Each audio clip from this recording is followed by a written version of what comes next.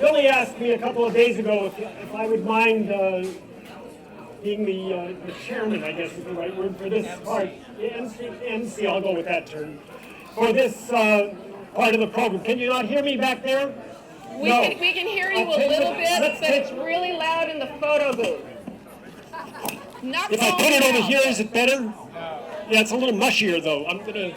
Otherwise, what we might want to do is bring that bench over and even move the speaker up higher so the sound is going above people's heads. Maybe if you brushed your teeth, it would sound Do I sound mushy? Okay, then I arrived about an hour. What? Switch. Switch mics? Take the non-mushy mic. Oh, is this any better? No, okay, it's me. I arrived about an hour after the official start of this event, and I had to park way down.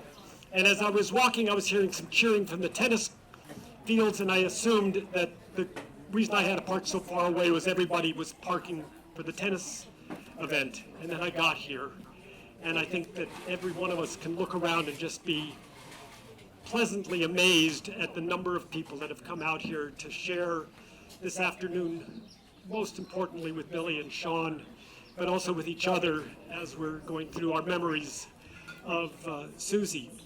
And I think the thing that was important to me was when I looked around and realized how many people I didn't know. And I'm having to assume that's the same for all of us here. And so I thought it would be really interesting just to ask people to raise their hands as I go through a whole list of different points of connection with Susie so we can see who came out to celebrate her life. I understand that there's a lot of family, people who came out to celebrate her life. All right. Charlotte, yeah, we got there's only one. Up two.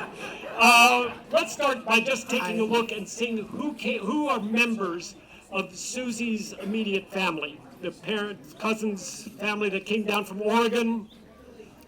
There's some here. How about Billy's family that have come in from elsewhere? We're back there. Very good. And therefore, they're all part of Sean's family. Is there anybody here that went to, now, we all know that Susie grew up here in Ojai. Anybody here from elementary school that remembers her from high school and middle school, junior high school? Well, then we're going to go beyond that. What? Kathy Estel called me yesterday. A long time, we met at the stables where I met Susie. Called me yesterday. Well, what happened with Susie? She's a nurse, and we had contacted her about help. And I filled her in. Oh, well, we're having a celebration tomorrow. She came. She was here. So that's one from this area. Wow, great. Well, I first met Susie through Amon, so I'd like to ask all of the folks who met Susie through Amon to raise their hands. Fantastic. How about that knew her through Nevenka? Let's see the hands of those who knew her through Nevenka. Great. Mendocino Camp. Yeah. How about from the animation world? How about from Disney Animation? Over there. One. Warner Brothers Animation. Back there. A couple more. They're in the same room together. How about those folks that met her when Billy was working for the LA Unified School District and knew them as a couple because of his work with the schools? My sister's I in know the at least middle. one. Wait, sister. My sister. Great.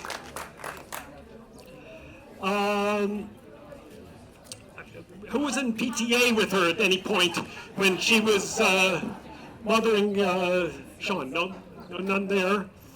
I know we also have a number of Sean's friends here, so let's see the hands of Sean's friends who came to be supportive of him today. That's great. And then who are the spouses and partners that came because their spouse and partner said so many great things and we had to be here tonight no matter what? Well, that's great. Abbas, oh, I forgot about that. I didn't know the Abbas connection to Susie as well. Wonderful. Did I miss any other major circles? I checked in with Billy and Sean. Which? Balkan Central. Any other big circles of friendship with Susie that we have to cover, or should not have to get to? All right, good. Billy told me that 50 Easters ago, he had, I guess it was first date. Billy, 50 Easters ago you had your first date? 50 Easters ago you had your first date? 50 years ago this Easter. I wanted to say something about animation biz. These ladies worked with Susie. In the animation business, you work from house to house, from project to project. You're seldom on contract, long. She worked from He-Man and the Universe, Filmation, Hanna-Barbera, Warner Brothers, Disney, everybody. To the point that she'd be working at like at Disney in a cubicle, her little space decorated, and they'd bring the suits by, to look. And they'd walk by and they'd say, "Hi, how are you? How are you? Oh, Susie, how are you?" Well, Billy and Susie, as we heard, met 50 Easters ago. That they dated for 2 years, and after 2 years of dating, Susie's mother actually said to Susie, and Susie's mother was coming from a very conservative background, and said, "Why don't you two just move in together?" And so they moved in together and were together for 4 years, and then 44 years ago, they got married. There are probably a number of us here who can boast to having been married for 44 years, not all with the same person, unfortunately. How many people were at that wedding? I was in it. Yeah, yeah. So, I have your pictures in the book. Look in the book, you'll see. It's really incredible to think. I mean, many of us are looking at this event, and Billy, you and the team remembered a lot from the two events that I certainly got a chance to be part of. The one was your retirement party from the LAUSD, and the other was the big Aman reunion in Palm Springs, where Susie really was the mastermind behind it all. That was the time that I actually went for the first time. When I first met Susie, she was younger. Statute of limitations is up. And, very shy. Honestly, a small town girl, very shy, started taking her around and folk dancing and stuff. And we spent many years as, "Oh, you're Billy Burke's wife." My last few years, "Oh, you're Susie Burke's husband." Does that feel good? Yeah. It does. Yeah. It's great to hear that, though, because it reminds us what a couple should be. And for you, on behalf of, I'm sure for all of us, we share your loss. The most and important grief. thing is to have your best friend. It Your is. best friend. She was my best friend. And that's really important. And so we'd like to give a chance now for anyone here who would like to share some thoughts, some memories, to just raise their hand, and I'll bring the mic to you, and we'll let you stay where you're at, and I'll come and give you a chance to share with the rest of us your stories, your memories of working with Susie on projects or celebrating some good time together as well. So just raise your hand if you want to compose what you're going to say. I'll share one that's actually in the book. The first year that I took Susie, or Susie went to Mendocino Folklore Camp, was 1973. And the first night of camp was a mixer. You got some sort of token or something, and it meant you had to sit at a table and have dinner with those people at that table. She sat across from Eve Moreau, who was the teacher. She was terrified. I don't know she spoke a word. She remembers that story to this day, to that day. Yeah, she absolutely, that was what she just, oh yeah, I was frozen. Now, for those of you who are singing the songs, She ended up director of the camp. right. While you're thinking about things to say, I'm just going to digress and say those of you who were singing the songs, it pays off to remember those songs. Personal anecdote. My wife is an opera pianist. A very, very wealthy man in Los Angeles area is Milan Panic. He was married to he's on his fourth wife, and number 3 was a very, very fine opera singer who sang all over the world, had lead roles at the LA Opera. And they invited us to their house for various celebrations, I think as a cheap way to get my wife to play piano while other people sang. And so there was this singing one song after another, celebrating whatever holiday we had been invited to. And finally, Milan, who was an American citizen, but got invited back pre-Milosevic to be the president of Serbia for a short time, goes, "Oh, well, doesn't anybody know a Serbian song?" And I started singing Tamo Daleko. I think it surprised the dickens out of him that this Jewish kid from LA could sing Tamo Daleko. So keep those songs in your repertoire. You never know when they'll come in handy. And all. So, do we have any hands here? People who have... Don't move your arm like that again. I'll think that you've got something to say. I'm going to go to Peter. Tomo Daleko. Yeah, we can sing Tomo Daleko. You can now. Good. I'll invite Milan to the... Yeah. Without Milan, I'm not sure we can do it. Okay.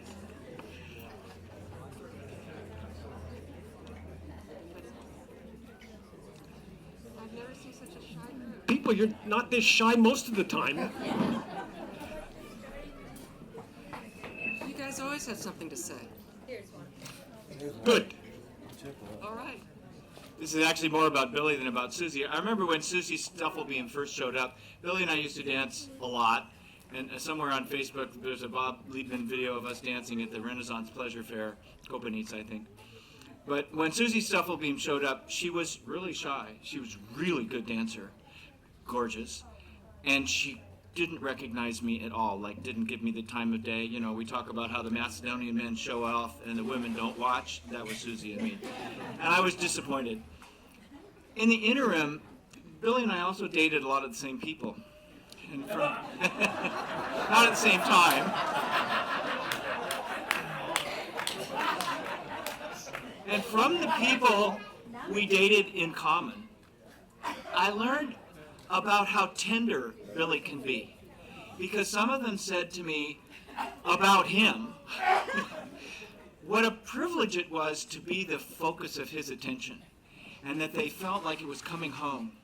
And they learned about being treated with tenderness and care and concern. And when Billy and Susie got together, of course I was disappointed because it was Susie and she never gave me the time of day. But I was really happy for Billy, but I was also happy for Susie because she got to receive that from Billy. And I'm glad that you all were able to enjoy 50 years. As I always said about Susie, she sometimes lost patience, but she never lost faith. And I dated a very naive, frankly, country girl. This is her area. She was born and raised here. She was born and raised here in Ojai. And I'm a city boy. I'm San Francisco, born and raised. And I'm the, urban, aware of everything. It morphed, and by the end of our relationship, I'm the bumpkin, and she's the aware, taking care of everything person. That's the way it worked.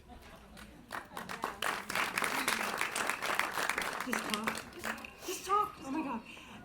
We all know that Susie was a maker of magic, and my very first experience with that was when I moved to LA in '74. And Susie said, "You have to come with me to the magical kingdom." So you know where she took me. And it was my one and only trip to Disneyland. And we had a blast. And she was the most fun. I'll remember that forever. We laughed and danced through that place. And we went to a little place called the Tiki something. Do you guys know what I'm talking about?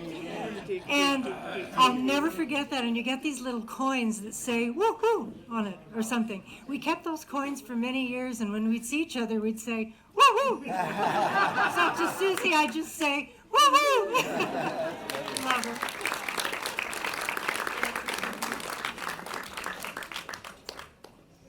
So there's a lot that I could say, but Susie was the most gorgeous tall dancer, and as a tall dancer, and she was my first dance director when I joined Avaz, and I looked up to her so much.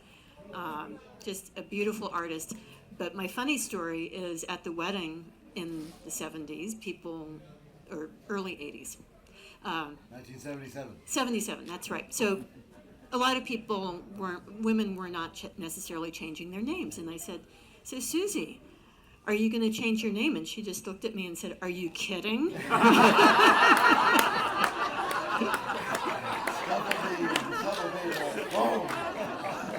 She just wanted to be closer to the front of the alphabet. I always tell that story of my woman's-led, powerful woman went from Stufflebeam to Burke. You know,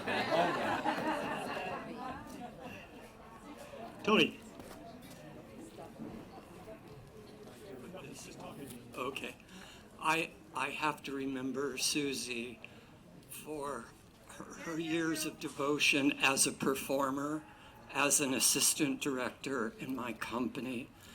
Susie had, aside from her talent as a singer and as a mover who was able to discern the various styles that we had and teach them, she had that extra quality that when we were about ready to go on stage and everybody was panicking, Susie would come in and everything was going to be just fine.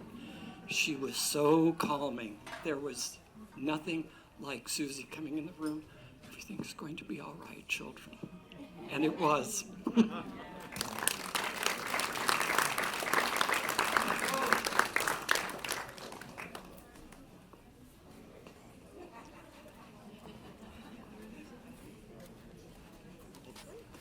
Me? Just talk. How many people can hear me? Okay. It's the other ones I'm talking to. My ex, Stephanie, just ran when she realized I raised my hand. But for all of you that know me, and all of you that don't, I am the grateful recipient of Susie Burke's unending determination and energy that flooded our well-beings. Here's to Susie.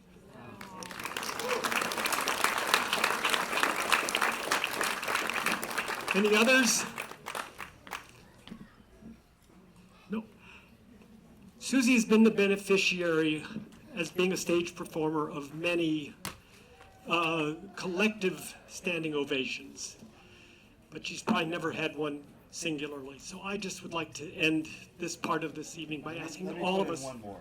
You got one more? One more. You know Susie the singer. Well, she was very shy, as you know, she was. So we're in a rehearsal, and Tony will remember this, and they're auditioning. It may have been the bride's position in Podravina. It was something like that, a solo. And the Tamarisa would play, and different girls would step in and sing. Okay, that's fine. Next, well, Barry Glass and I were standing behind Susie, and they sang and they sang and they sang, and it was about to end, and they played one more intro, and we both went, and she sang, and she won the audition.